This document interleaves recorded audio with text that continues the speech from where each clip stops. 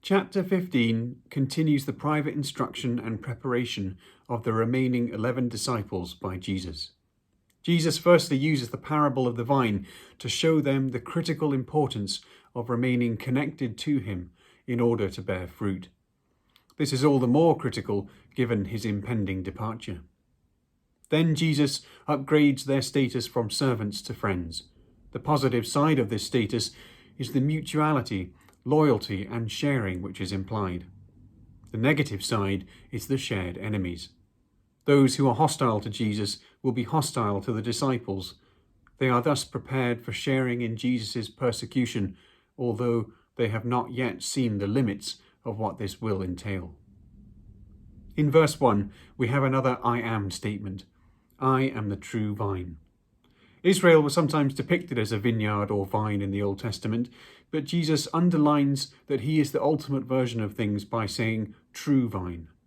To be connected to him is more important than being connected to anything else, whether the nation of Israel in an ethnic sense or any customs or institutions. To be connected to or remain in the vine is to be under the direct influence of the Father, who is the vine grower. He works on the vine, pruning it to make it more fruitful. Pruning meant removing some branches to concentrate the sap elsewhere, boosting fruitfulness. It also meant removing branches that were no longer fruitful at all. Such branches were not even suitable for carpentry.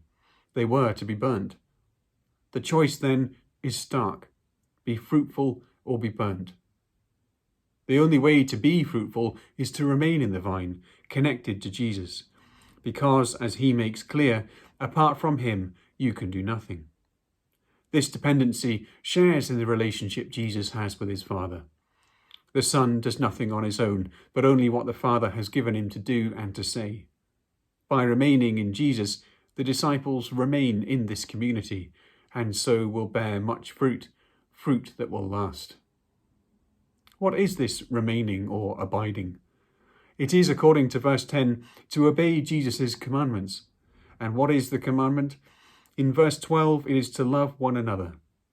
This recalls what was said in 13:34, but here in 15:13, Jesus expands it to show that the greatest love is that which lays down life itself for friends. Jesus will, in a matter of hours, demonstrate what this means.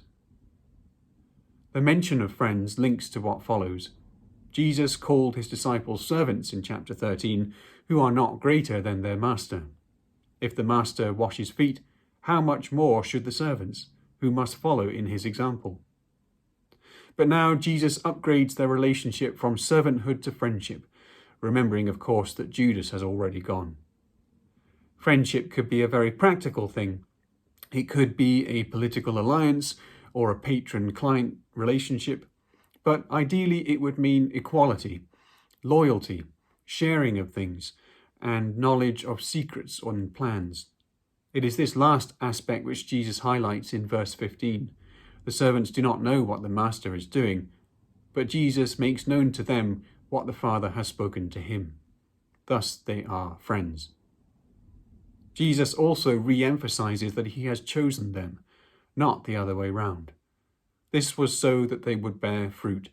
If they aligned with Jesus, remaining in him and being part of the divine business, the Father will grant all their prayers, because their prayers will be about that business. Finally, the inevitable downside of this intimacy.